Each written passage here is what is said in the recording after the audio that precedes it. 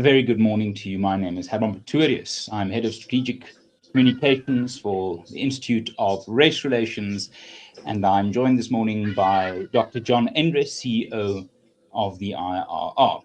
We are here today to launch the 2025 edition of the first paper in the IRR's Blueprint for Growth series. Of course, South Africa is a country with many problems, but in a way, it is a country with only really one solution. And that is to make sure that socioeconomically, South Africans can have upward social mobility. That means that the aspirations that they have of a better education for their kids, a safer environment for their grandparents, more reliable, affordable healthcare, housing, and a standard of living, these are the things that bind us together. The Institute of Race Relations, on an annual basis, opinion polling to make sure that we are in constant touch with what South Africans require and aspire to. And the answer is quite simple: socioeconomic upward mobility, jobs, a better life. And of course, the key to unlock these things is a growing economy. South Africa has had a growing economy in the last 30 years at crucial moments, but at other crucial moments, we have deviated from what has worked. We have deviated from what has brought unemployment down and improved the state's revenue capacity to provide critical services. Within the last week, President Ramaphosa signed the Expropriation Act into law, a piece of legislation that the IRR has been fighting since its inception. Just like the destruction of property rights in 1913 and 1950 was wrong, the destruction of property rights today remains equally wrong. But in this context, it is not a question of history. It is a question of life in South Africa. Can South Africans aspire to a better life for themselves and for their children? This Blueprint for Growth is a series of 8 papers starting every year with the basic case for growth, the case to arm South Africa's pro-growth forces. Author of this paper, its first and its second edition, Dr. Endres, will take us through the key insights of the paper this morning and link it up to the political and policy changes that are placing South Africa's socioeconomic aspirations in turmoil. I thank you for joining us. A note on procedures this morning: after my introduction, I will hand over to Dr. Endres.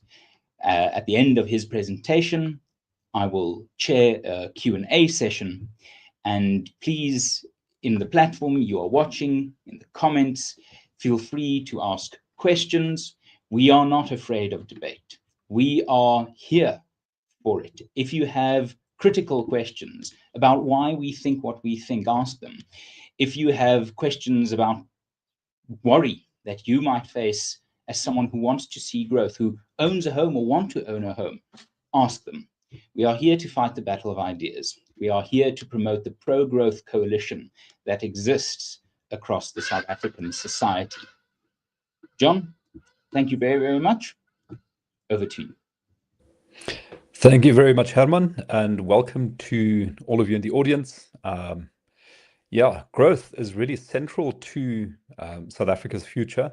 If we think about what SA can be, we can't really think of a good future for South Africa without a growing economy. And so that is why the IRR is dedicating a lot of time and attention to figuring out how to get the economy to grow, how to get the message out there to decision makers who can decide on policy, so that we get the kinds of policies that will make the economy grow. So for this presentation this morning, I'll go through a few different sections. The first one is really a why growth section. So why should we even be aiming for this? Why is it important? We'll talk then about how much growth we need, which is much more than we've got at the moment. And then we'll go into 4 sections discussing some approaches on how to get the economy growing at a rapid rate. So we'll start with the question of why South Africa desperately needs economic growth. Sometimes this is not obvious. If people talk about economic growth being really important, it's kind of easy to pay lip service to that idea, as the president has done in many of his speeches over the past year or so. But why do you really need economic growth? What's it important for? Why does it matter?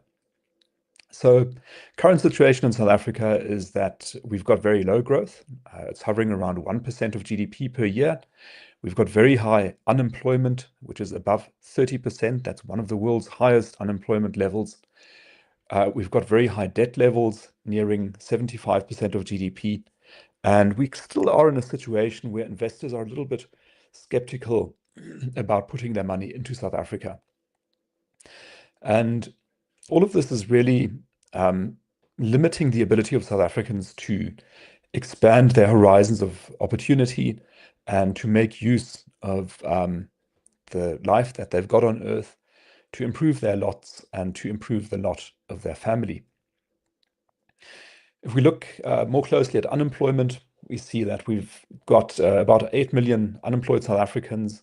Very importantly, many of those have been unemployed for a long time, and they are dependent on others for income if they can't find a way to hustle to generate an income. And the problem with this is that you've got really bad prospects. If you haven't got a job and you're in an economy that's stagnating, you've got very few opportunities to shape your future in the way that you want. So, why does economic growth matter? It's a very simple argument that I'm making. I'd say that it's better to be rich than to be poor, because when you've got wealth, if you are prosperous, it means that you've got more access to resources. So you've got more things at your disposal that you can use in the furtherance of the things that matter to you. You've got fewer existential worries in the sense that you don't have to worry about putting food on the table. If you're rich, if you're wealthy, that's not really a problem. And generally, you've got more options in life. If you're wealthy, you can decide where to go on holiday. You can decide which school to send your children to. You can decide what you want to buy with your money. So really, you've got a lot of options. And if you're poor, you don't have those options. Your options become very restricted and very limited, and you've got to focus on the existential priorities in your life. When you look at the statistics, you also see that higher levels of income by country, for example, are generally associated with improved health. So people are healthier in wealthier societies. They also live longer. They generally benefit from a cleaner environment. They generally also have better public services because the wealth that is being generated in that society can be used to provide those public services. And generally, also, there's less violent crime in wealthier societies. So if we grant the notion that having more wealth is good and desirable, then the question is, how do you get it? And the way you get it is that you need more freedom, because that generates more abilities to generate wealth. And just as a general point, being more wealthy also means that you have more freedom. Prosperity, as we say here, produces freedom, and poverty reduces it. And at the IRR, we consider ourselves to be classical liberals. We think that individual freedom is really, really important. And so having more wealth makes you freer, and therefore it is something that we aspire to, that we want to see happening in South Africa. If we look at South Africa over the past 15 years or so, we see that the economy has not really been growing. So the measure we're looking at on this chart is something called GDP per capita, which is just the value of all the goods and services produced in the country divided by the number of people in the country. And that gives you a rough measure of wealth, which for South Africa, which is the dark blue line, has been stagnant for the past 15 years or so, actually gone down a bit, whereas in the rest of the world, GDP per capita has gone up. Another way to look at this is to compare South Africa's GDP per capita to the world average. And you'll see that in 2008, our GDP per capita, if we set that at 1, it was the same as the world average. Since then, since 2008, we've been falling behind compared to the rest of the world, very significantly in recent years, so that we are now at a level of 66% of the world average GDP per capita. And that is a clear sign of falling behind compared to other countries. So really, over the past 15 years, our economy has not produced the wealth that will improve living conditions in the country. So how much growth should we be aiming for? Is there a target? Is there a number that we should be aiming to hit? Was it just the higher, the better, the lower, the worse? Well, we think it does make sense to set yourself a target, and that target should be a stretch target. It doesn't have to be an easy to reach target, but you've got to think about the number that you want to hit. And at the IRR, we propose a very ambitious number of 7% growth per annum. That is far beyond where we are at the moment at 1%. And for structural reasons, we're not going to be able to reach that overnight. But we should be aiming to get up towards that level. We might be going at 3% for 3 years, 5% for 5 years, and then get to that 7% level, sustain that for a number of years, and that is going to really transform the country in a way that matters. 7%, why did we pick that number? Well, if you divide 70 by the growth rate in percent, it tells you how many years it will take to double the size of the economy. So 70 divided by a 7% growth rate gives you 10. It will take 10 years to double the economy. So that's just a decade. And that means that within a lifetime, South Africans will see a material difference in their living circumstances, in their wealth, and that is really what we should be aspiring to. Doing this would also allow us to bring unemployment down into the single digits within a decade. So we did the calculations on that. There's a bit of some assumptions you have to make, but we think that on a 7% growth rate, you can get down to 9.9% unemployment within a decade, down from 32.1% where we currently are. Right, so let's assume we want 7%. How do we do it? We'll give some advice on that, and that is shown in the growth paper, which I'm presenting today, but it's also elaborated upon in another 7 Blueprint for Growth papers, which we publish through the course of the year and which go into detail on specific aspects of how to get this high growth level. So the first thing we'd want to do if we wanted to achieve a 7% growth rate in the medium term is that we need to increase direct investment. So the number you should be looking at here is one called gross fixed capital formation. And that is a number that measures how much money is being invested into things like infrastructure. So think of your railways, your roads, your ports. Think of factories, think of heavy machinery and equipment. So all the stuff made of steel and concrete and glass that can be used to grow an economy and to produce value in an economy. Now, South Africa's number has been going down over time. So if we start at 2008, which is our post-1994 peak of gross fixed capital formation, we hit a rate of 22% almost in that year, but currently we're sitting at 14.9%. Is that a big number or a small number? Well, the government's own goal number is 30%, 30. So we're sitting at literally half of where we need to be as a country. And we've never even come close to hitting 30%. The global average across all of the countries in the world is 26%. So South Africa is really far behind, and that is reflected in the declining and deteriorating state of our infrastructure. It's because not enough money is being invested in these things. As a share of GDP, it's far too low. One of the reasons this matters is because a low rate of gross fixed capital formation is an expression of low trust in the investment environment. In other words, if you're an investor, you're looking at a country and you think, well, if I put my money into that country in the form of concrete and glass and steel, the kind of stuff that you can't easily move or take out if you get nervous, I want to be sure that that asset is going to be safe. What we're facing in South Africa, however, is serious threats to property rights. And those emanate both from the private and the public sectors. So private sector, think of crime, think of unrest, think of looting, think of vandalism, think of rioting. All of these things pose a tangible risk to physical assets. If you think of the way that the railway lines are being stolen, electricity cables are being stolen. If you think of the July 2021 riots in KwaZulu-Natal, when a huge amount of value was destroyed, went up in flames. All of these things are things that investors look at and which make them think twice before they put their money into a country. The same applies to crime as well. If your warehouse gets looted, if your trucks get stopped on the highway and get looted, if your managers that you deploy to South Africa are at risk of being murdered, if there's a construction mafia that's going to get in your way, if you're trying to put up a road, a bridge, or a mall, you're going to think twice about putting your money into the country.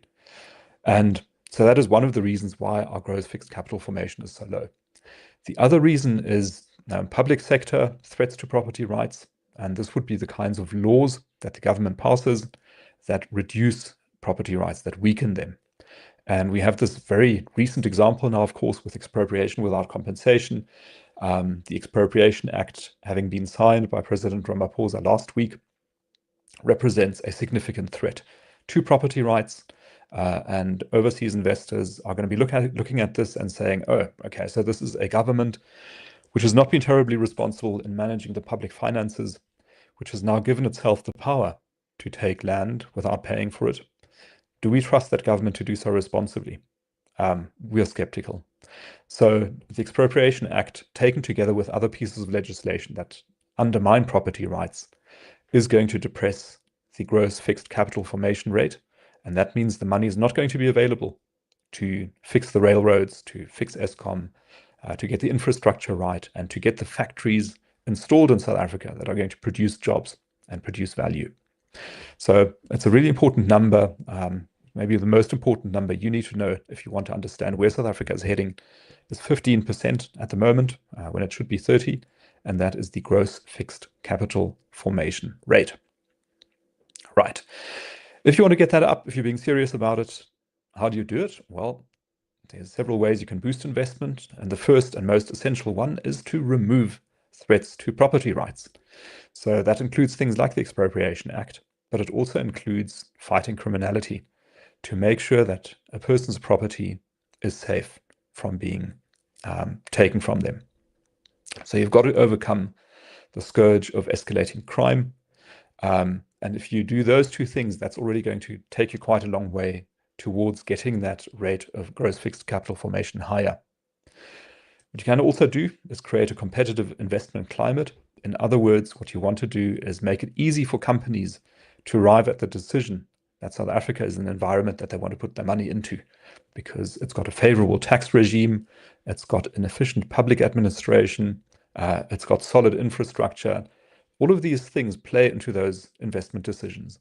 And you want to make that as attractive as possible, as competitive globally as possible. Another thing you also want to do is create an entrepreneur-friendly economic climate. So we see quite a lot of hostility coming out of the government towards the private sector, towards business. And business people are affected by that. So we see a lot of clashes, a lot of tension between the two parties. And that is not a way to attract investment. You have to open your doors to investment, really work hard on building good relations with the private sector. And then you've got a chance of raising those investment levels, which can get the economy growing. Next thing you've got to do to get the economy going is that you need to maintain and expand infrastructure. So in South Africa, we know there's a lot of problems in various areas of infrastructure. I'm not going to go through all of them, but I'll just mention Eskom, which has been much on our minds, of course, since 2008, when load shedding started. If you look at the total electricity produced by Eskom per year, you'll see that that has been continuously going down for over 15 years. It explains the load shedding that we've been having, and we're seeing just a little bit of a turnaround now in the past year or so. The amount of electricity produced by Eskom is going up again, and thank God for that. But if the economy grows, then we are going to hit a supply constraint in electricity. And that means that the current situation where electricity supply is stable will not persist unless supply is expanded to cater for economic growth as well. So here again, we see that we really need to get investment in public infrastructure going. Electricity is one example, But of course, there's also the rails, the ports, the water infrastructure, the roads. All of the infrastructure currently is experiencing stress. And for the economy to grow, that needs to be addressed. How do we fix and expand infrastructure? Well, the first thing we've got to do is bring in the private sector. We can see that, for example, toll roads that are run under concession tend to work quite well. We see that the two water authorities in South Africa that are run by the private sector are performing well. We know that the private sector has a lot of expertise and capability to deliver on infrastructure, on repairs, on making things work. So we really need to bring them on board and get them to help fix the infrastructure. As part of that, you can also use various forms of private-public partnership.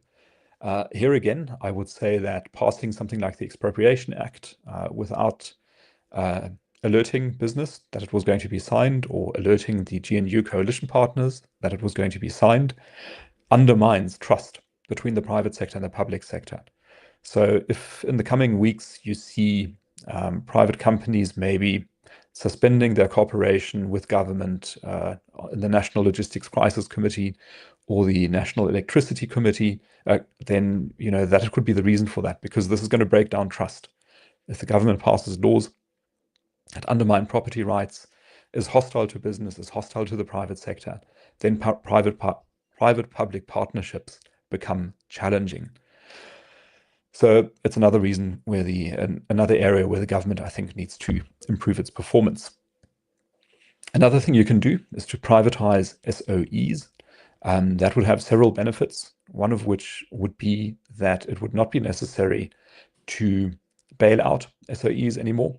You would say, look, you sink or swim. If you can't be profitable, if you keep making losses and you can't get any funding from your investors, then your SOE must go down. While privatizing SOEs, you can also use the sale proceeds to help pay down government debt. And if the SOEs, after being privatized, become profitable, you benefit because they are going to pay taxes on their profits, and that will help the public purse. Finally, when privatizing, there's lots of ways to do it badly. And I think maybe the privatization process in the post-Soviet Russia is an example of that, where you end up with oligarchies and a really unhealthy relationship between big business and the state. To avoid that, you need to use open and competitive processes to make sure that privatization is really aimed at producing highly functional public service companies and utilities. Another thing you do if you want to produce growth is that you want to draw millions of people into the job market. So it's one of the great unrealized benefits of South Africa's economy that we have a very large labor pool that is underutilized, and you want to make use of that labor pool. You want people to be able to be productive, and with each person that's productive, that's being drawn into the labor market, the economy can grow more and you can get more economic growth. Currently, in South Africa, we've got a very high unemployment rate, 32.1% currently, 8 million people without jobs. And what is especially concerning is that if you look at the breakdown between long-term and short-term unemployment, you find that most of the people without jobs in South Africa have been unemployed for a long time, longer than a year. So that's the red columns at the bottom. It's about 80% of all the unemployed people in South Africa have been unemployed for a year or longer. And that is, of course, exactly the opposite of what you'd like to see. What you want to see is short-term unemployment being the largest share of unemployment, because it means that people are finding new jobs quickly. You don't want to have lots of people without a job for a long time, because the longer you are out of the job market, the harder it becomes to get into it. How do you do that? Well, there's a few things you can do. The first thing is you really need to focus on producing economic growth, because economic growth creates demand for jobs. In other words, you need to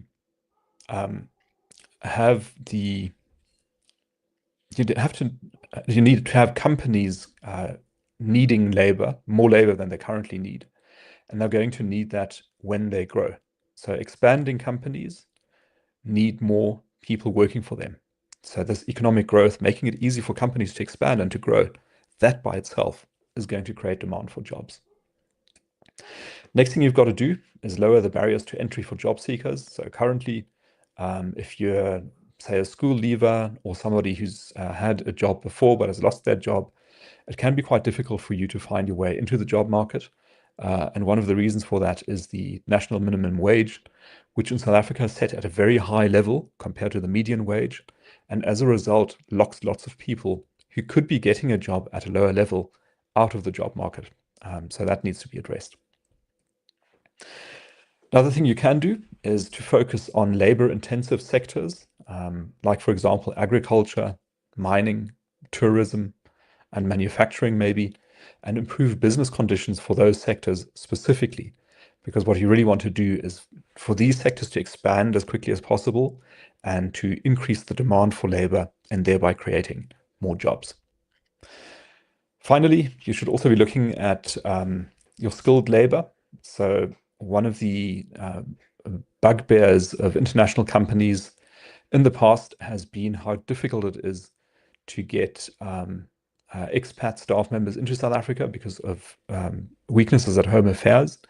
That seems to be improving now slowly, and that should really help if it continues. Because what you can do, of course, is sell lifestyle attractions in South Africa to wealthy overseas people who can bring their resources here and help to generate jobs, put investment into South Africa because they're living here. That would be very, very helpful. And the same applies to expats as well. So expatriate South Africans who have left the country in search of better opportunity, it should be made easy for them to return to South Africa and contribute their skills in our country. Finally, you also want to broaden and speed up economic participation. And one way to look at that is that currently, if you look at the labor absorption rate in South Africa, it is around 40%, 41% just about in 2024. And that is a very low labor absorption rate. So the labor absorption rate measures how many people who are of working age are actually working, or who are available to work are actually working. And that number should be around 60 to 70%, maybe above 70%. And in South Africa, it's at 40%. That is very, very low. So you need to create ways for people to be able to participate in the economy. How do you do that? Well, one of the things that you have to do is that you need to give people a way to be more productive so that they can contribute that productivity in the economy and get rewarded for it. And currently what we're seeing is that because of failures, for example, in the schooling system, many people are not really getting that opportunity to add lots of value that will make them find a job in the economy.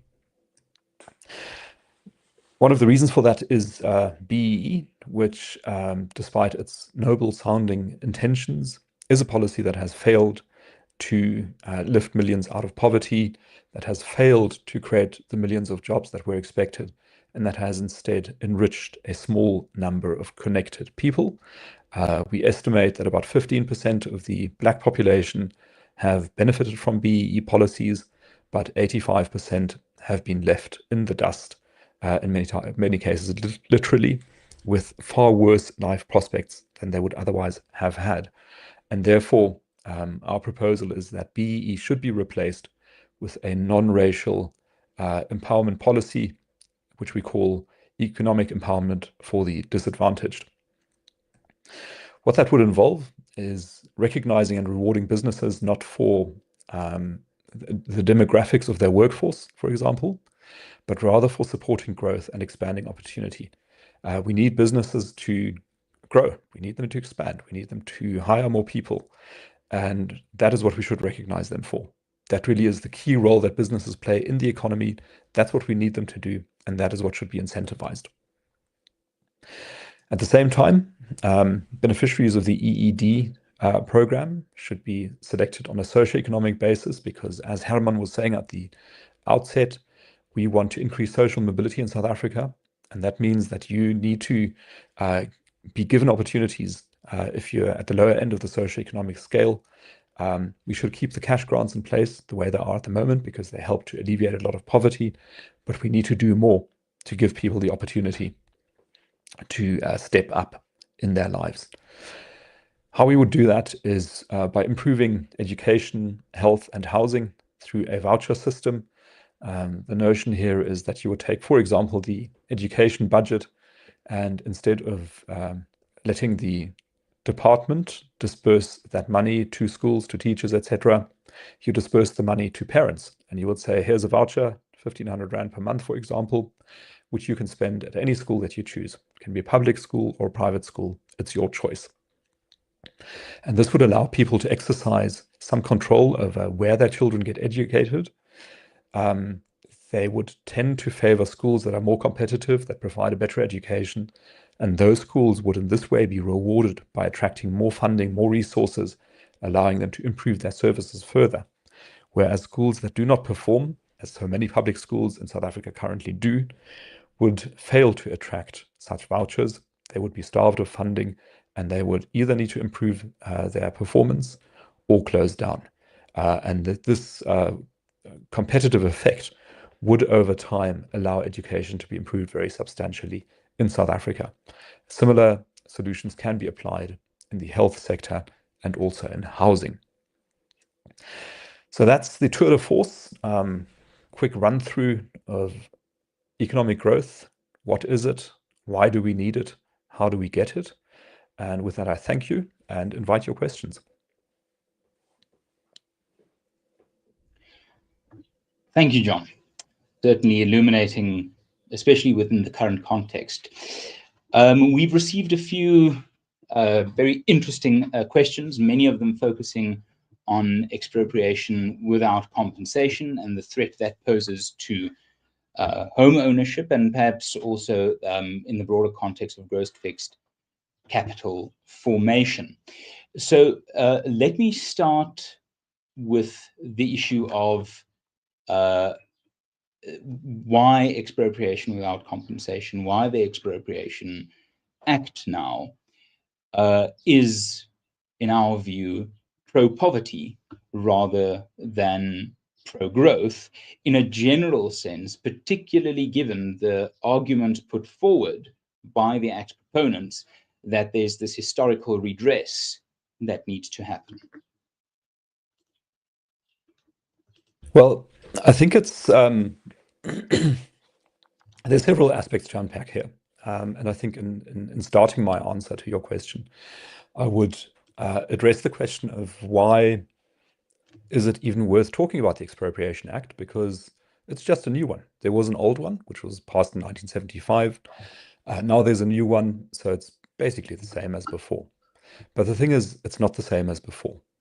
It is true that the old Expropriation Act was incompatible with South Africa's constitution and therefore needed to be updated and brought in line with the constitution. However, there are ways of doing that that are constitutional and others that are not. And we believe that in many respects, the new Expropriation Act that was signed last week is unconstitutional. So the IRR is going to challenge that in the Constitutional Court. One of the key differences between the old Act and the new Act is that the old Act does not allow for expropriation without compensation. So the old Act says whenever somebody gets expropriated, they need to get compensated for that. The new Act says if it's land that's being expropriated, there are some circumstances where it can be expropriated without compensation. And that list of circumstances in the Act currently contains 4 entries. There's 4 circumstances. But that list is introduced by saying, including the following. And that means that other circumstances can also be used to justify expropriation without compensation. And this, by the mere fact of its existence, is something that is going to worry investors because they're going to just see, expropriation without compensation for an open-ended list of reasons. That is really concerning. Like, are you going to put a factory onto a piece of land which is maybe underutilized at the moment, when you know that the government could come one day and say, out of public interest, we need that land. We want to put some low-cost housing on that. We're going to expropriate you without compensation. And you'll say, well, but how can you do that? That's impossible. And they'll say, well, we've got the law on our side. We've got the circumstances. We can add more circumstances if we need to. So it's a really terrible idea. It's vague, it's unspecific, and it's highly threatening to investors. That's why it needs to be countered. Another issue that we've got here is that the old Expropriation Act said that if you get compensated, the compensation you get is based on market value plus compensation for your direct financial loss. So imagine that you own a bakery, for example. The government comes and says, we want to build a power line through your property. We're going to expropriate you. And you say, well, this is a terrible disruption to my life, but I suppose if that is what must happen, it must happen. They must give you the value of the market value of your property and the building. And if you're going to be losing business while you set up your bakery elsewhere, they have to compensate you for that loss as well. And that is a fair way of going about it, because it means that, you as the individual have been very severely inconvenienced for reasons of the community, of the state. But the very least the state or the community can do is to compensate you for that inconvenience, for that loss, for that step back, that setback in your life. The current Expropriation Act works differently. It says that compensation has to be just and equitable, and it lists a series of factors that should be taken into account. There's 5 factors in the Constitution. Those are reproduced in the Expropriation Act. Only one of those factors is market value. And the concern here is that an expropriating authority or a court is going to look at that list of reasons, which again is not a closed list. So other reasons can also be brought to bear. And we'll say, look, we can see that market value is one of the reasons. So I guess we'll take that into account. But we've got these other reasons, plus we can also bring other ones that are not even in the list to give you a lower value. So there was a case in Durban, I think, where a building was expropriated for 8% of market value. That was the offer the government made. You can challenge that as the person being expropriated. You can go to the court and say, this isn't fair, 8%, that's terrible. But the onus is on you to prove that the value is the wrong value. And how do you prove that if those factors which must be considered are so vague and so intangible? So, what is the number of just? What is the number that is attached to the idea of equitable? What is the number that is attached to the purpose for which the property is being used? All of these things are in the discretion of the expropriating authority or of a court that has to check this. And that means that there's this huge uncertainty on private property owners over what compensation they can get if they are subjected to this very considerable intrusion in their life, which is an expropriation. Good. Let me hand back to you, Herman. I hope I answered the question. Very much so. Very much so. Perhaps another question. I'll get back to the issue of expropriation without compensation. There really are most of our questions are on this topic, but there is a very critical observation made by essentially, why do we as an institute, that's the question, make as though so-called colored people don't exist? It's just about white and black people everywhere in government policies, laws, business, and the assumption I'm making is also in our policy recommendations. Is that a fair criticism? Is the IRR advocating for a race-based approach where blackness, whiteness, or coloredness forms part of this economic growth tide? Well, I would here start out by saying that I very much understand the criticism that is brought by the viewer, because I do think that colored people have got a rotten deal, certainly under apartheid, and I think that the post-apartheid times have not been easy either. The race-based discriminatory policies of the government have not really helped, I think, neither colored people nor black people really. And the IRR's position is that you should actually not be discriminating on the basis of race. You need to be moving away from that, as far as possible and as quickly as possible. The policies that we describe, that we recommend, are explicitly non-racial. They would focus on your socioeconomic status. So if you come from a low-income household, then you should be a beneficiary of support to get you good schooling, good housing, good healthcare, but that should not be on the color of race. And a very obvious thing here is that It's 31 years since 1994, and a lot of Black people are very wealthy. Should they still be favored by state policy in public procurement, in hiring, etc.? And our view is that they should not. Really, what needs to happen is that as much as possible, the state needs to step back out of involving itself in the economy. It should focus on promoting those policies that drive economic growth as fast as possible. This has to be done on a non-racial basis, and people who come from impoverished backgrounds should be given a helping hand to improve their lives. Herman. So back to the issue of expropriation without compensation. Is there an indication of what properties would be vulnerable in terms of this new act? And is there some reason to suspect that just targeting certain properties might immunize the economy from the possible damage of expropriation? Is it fair to say that, look, it's only these properties, so the economic fallout won't be as catastrophic as the IRR is warning? Yeah, so we have to be careful here that the word property in English has sort of two meanings that shade into each other. And the one meaning is property is like the property market, so it's land and buildings. And the other meaning of property is anything that a person can own. And so these two things sort of shade into each other and they create a lot of confusion. But what the Expropriation Act refers to is, so it relates to any property. So that's the first point to make. And property is not restricted to land only. So that means that property can be, a coin collection that you've got. It can be a mine. It can be an intellectual property right. It can be a trademark. So all of these things are property. The savings in your pension account are property. They're owned by somebody, by you. All of these things can be expropriated. So there's no restriction on the kind of property that can be expropriated under the Expropriation Act.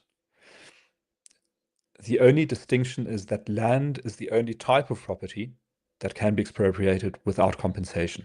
So for all the other types of property, some compensation must be paid. For land, compensation does not necessarily need to be paid. And just to break down that distinction a bit further, like if let's say you own a house and you've got the land and the house is on the land, you get expropriated.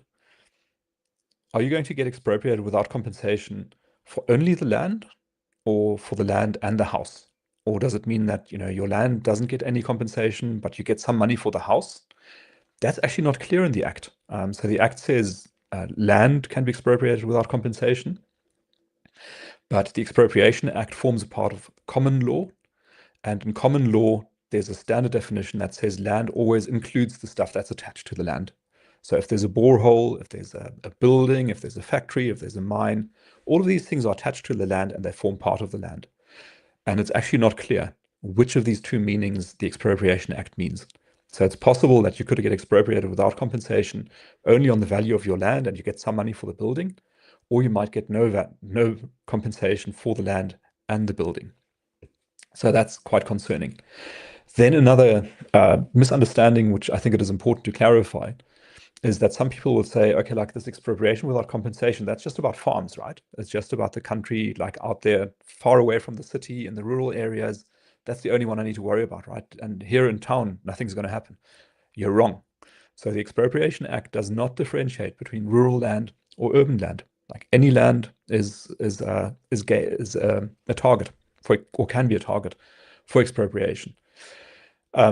Tribal trust land, also not excluded. So the government could, if it wanted to, expropriate the Ngonyama trust lands without compensation. That would be possible under the Act.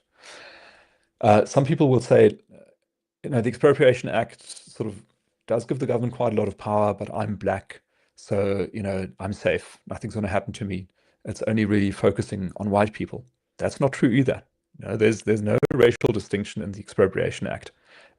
Any type of land, rural or urban, a house in a town, a farm, a mine, whether owned under tribal trust or perfectly personally owned or owned by a company, all of it is subject to the Expropriation Act. So there's literally like no part of South Africa, of its land, of its buildings, of the stuff that people own in South Africa, that does not fall under the Expropriation Act. Herman.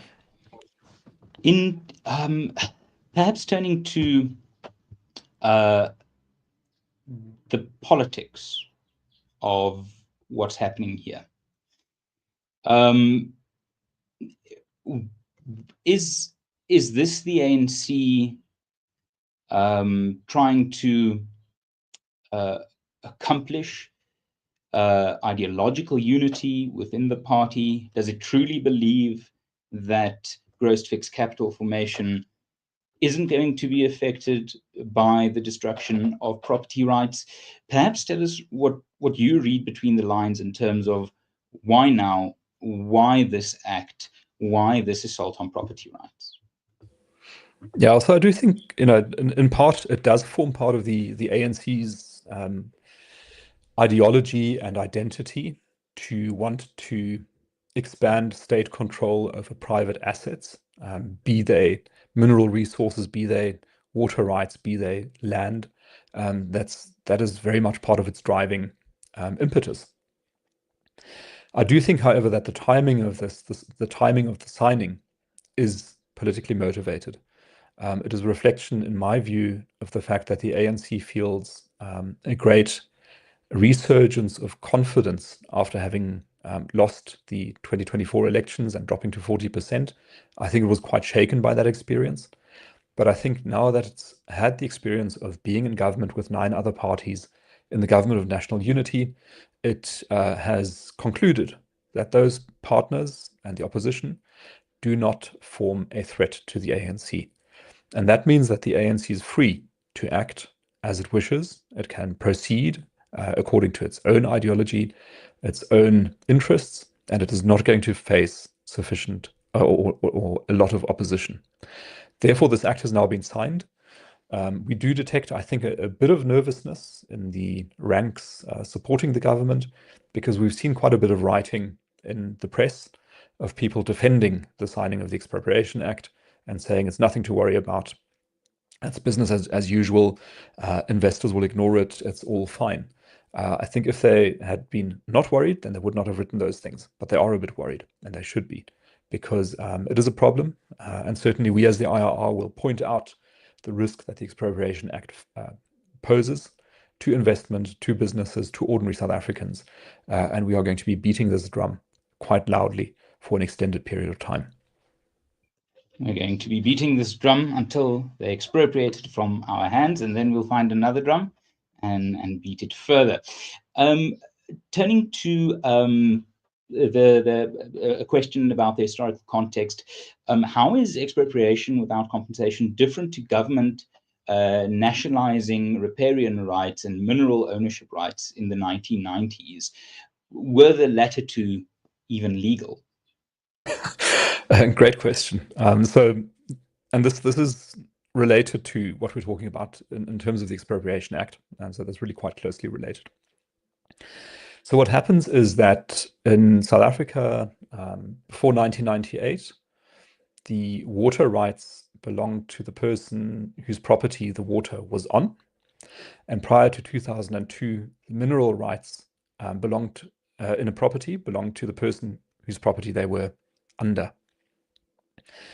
The government passes 2 laws in 1998 and 2002, which employ a legal trick to change that situation. They know that if they expropriate water or mineral resources from the people who currently hold those rights over those resources, they're going to have to pay them, because the Constitution says that there has to be compensation when you get expropriated. So they come up with a way where they say, well, maybe what we'll do is that we do deprive these people of their rights over these resources, but these rights are not acquired by anybody else. They sort of just vanish into thin air. And they did that by placing the resources under the custodianship of the state. So that was the trick they used. Is it legal or not? In our view, it should not be. because it does amount to an expropriation of the rights that people previously held that should be subject to compensation. But nonetheless, this compensation, this custodianship trick was used. One of our concerns with the Expropriation Act that has now been signed is that it defines expropriation in a way that does not close that loophole. So if the government decided tomorrow to pass a Land Custody Act, it could move all of these rights, the land rights, into the custodianship of the state overnight without paying compensation. If they do this, and there's been talk in government circles about doing this, certainly the EFF is very keen on the idea, then you as, let's say, a person owning a house or a farm or a mine will no longer own the rights to that land. Instead, you will have to apply to the government for a license to use the land, and you will have to pay to use the land. You'll have to pay the government for permission to use the land.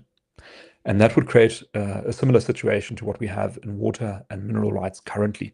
What we see there is that the government uses its position as a gatekeeper to allow or deny licenses on grounds that are sometimes unclear, but often related to corruption. So, whoever's sitting in that licensing department, you come to that person and say, dude, I want to use this land for farming. Can you give me a license, a land use license? And they will say, well, it's very difficult, super complicated, going to take a long time. Maybe you won't even get it. But maybe if you slip me a bit of cash on the side, I can make it happen for you. And that is the kind of outcome that we fear could be lurking in the future under a future Land Custody Act, for example. Just as an aside on this, custodianship, as a sort of notion, the idea is that you've got a valuable thing, an asset, a resource, which you give to somebody responsible to manage it responsibly, so that it's there, for the benefit of all people, well managed, sustainable into the future. But look at the state of our water, look at the state of our rivers, look at the state of the dams, look at the state of the sewage works. In mineral resources, look at the state of our mining industry. It's declining, it's crashing. And this just shows that this custodianship is a terrible idea. The state is a very bad custodian of South Africa's resources. And that is why one of the reasons why we're sort of pushing against the definition of expropriation in the Expropriation Act, saying it has to be updated to close that loophole. We do not want to see a situation where the state passes a Land Custody Act and sort of just takes control of all the land with an effective expropriation without compensating anybody for it. Herman. Conscious of the time, I'm going to try and squeeze in as many questions as possible. We've had two questions about expropriation and the banking sector. Broadly, also, the finance sector, which falls broader than the banking sector. Could you connect the growth agenda, expropriation, the Expropriation Act, and the financial sector in South Africa? Yes. The ability of an economy to generate and provide credit is very important for its ability to function. You need the ability of people to borrow money, to invest something where the rate of return is higher than the interest they're paying on the debt, in order to leverage the amount of money available in an economy. So anytime you want to do a big project, most individuals, never mind companies, don't have the resources themselves to pay for it all themselves. So they'll say, okay, we'll put up some of the money, we'll go to the bank, get some more money, borrow it, we have to pay for that, but then we can do this project. The bank, when it lends the money, says, okay, I'll give you the money, but I want some form of collateral. So I want to know that there's an asset of value that I can take back and sell to settle the outstanding debt in case you don't pay me back. The bank has to estimate the value of that collateral. So it needs to know how much that collateral is worth. Let's say you're a farmer, you're borrowing money to buy some equipment. The bank says, fine, here's R1 million, but what collateral can you offer us? And you say, well, I'll give you, a section of my farm as collateral. You can have that. And the bank says, fine, let's go ahead. But now, what is the value of that section of farm in a legal environment where the government can come and expropriate that section of farm for a value of 0. That places the bank at risk, right? So it means that already risk premiums should be going up. It means that banks should start charging more interest to compensate for the fact that some of the collateral which they're being offered may be targeted for nil compensation expropriation. Another problem is that if you get expropriated and you still owe the bank money on your home, for example, like your mortgage is still there, you get expropriated, who pays the bank? Like, you've got R1 million outstanding on your house, you get expropriated, what happens to that R1 million? Like, do you still owe it, or do you not owe it anymore? And here, unfortunately, the act and the law is very clear. You still owe that money to the bank because your contract is with the bank. You signed it. You've got to pay the bank back. Now, usually, if your compensation was at market value, then you're going to receive sufficient compensation from the state to repay the bank. But if your compensation is below market value, then you may not actually get enough money in compensation to repay the bank, but you're still on the hook for repaying the debt. So being expropriated can wipe you out financially as an individual person. And if this happens, then it means that banks are going to suffer from more and more losses on their existing debt, and they will have to classify more and more of their debt as being risky, as being bad debt. And all of that is going to make interest more expensive, as money more expensive, raising interest rates, and it's going to slow down the ability of the economy to use this powerful tool of leveraging money for investment, for growth, for expansion. So there's a very real risk to the financial part of the economy that lurks in this expropriation act, as well as a challenge to the stability of the financial sector. So if we see one of those tipping points where you see a number of expropriations being launched at the same time and doubt beginning to creep in about the value of all the collateral that's being held in South Africa, and banks, doubling their interest rates overnight or going out of business because their loans are not being repaid, then you've got a huge problem in the country. And so the banks, I'm not sure to what extent they're aware of this, are under a great risk as a result of this Expropriation Act. And we, I think, tried pointing it out to them. It took a fair bit of work, I think, to get the message through to them. But I think maybe we must remind them of that. Herman. Can't hear you. Pardon.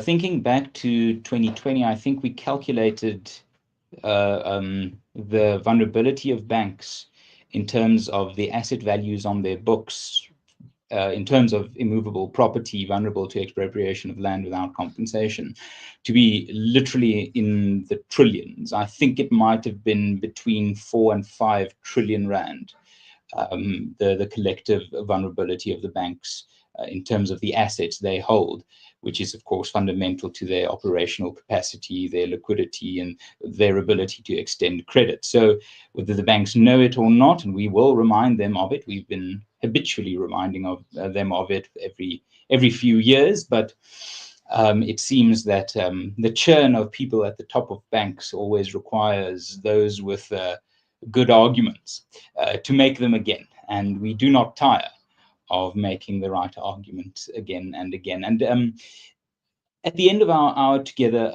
I want to end with this question from Mandla Khwatika. What keeps the IRR optimistic and pursuing and propagating good ideas when we know that the ruling party does not actually care? Yeah, that's a great question, Mandla.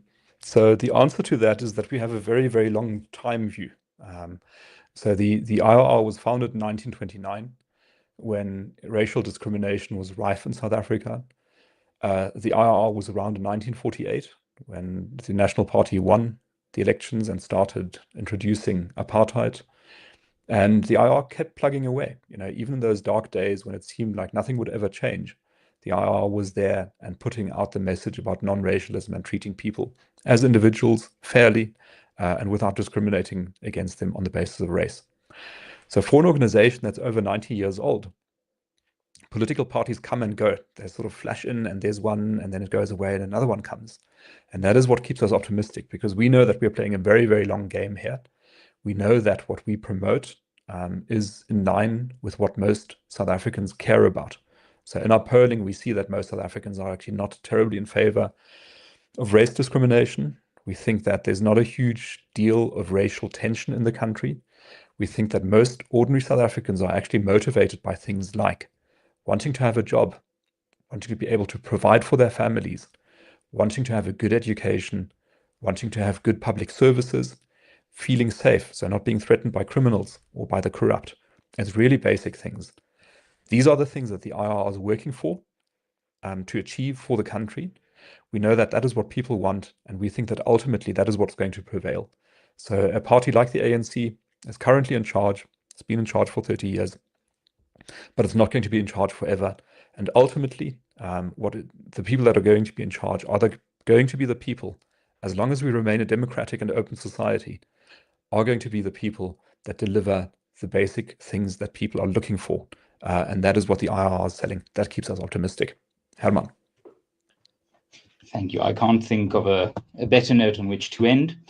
Perhaps just to add that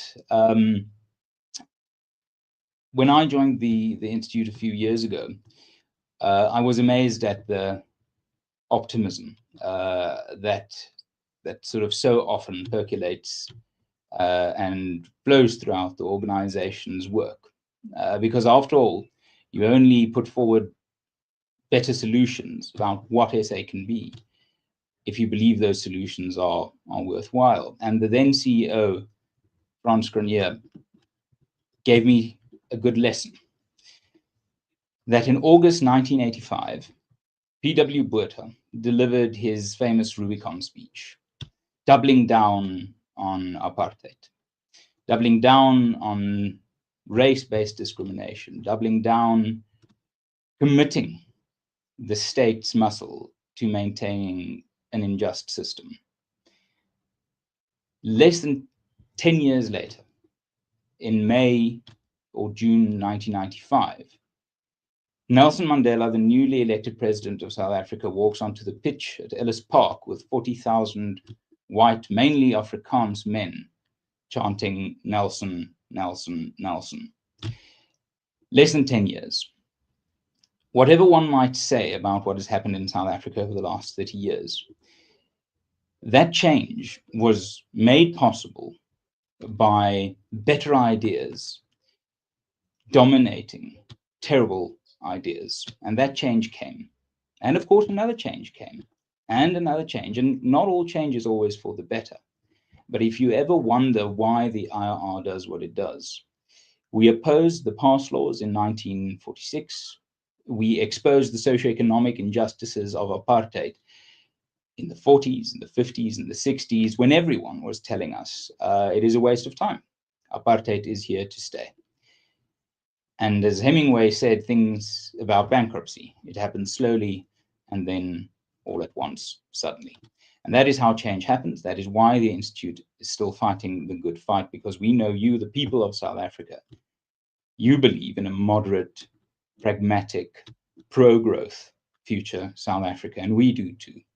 And we're there in the trenches of the ideas war, and we hope you can join us, support us, become a friend of the Institute, read, share our stuff, make it possible to break the taboo that you don't talk politics around the dinner table, perhaps talk solutions then.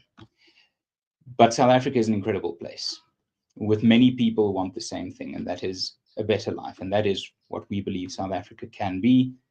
And we look forward to joining you as we form this pro-growth coalition to ensure that the change that needs to come comes to achieve growth and uplift all our people. I thank you. All the best. God bless.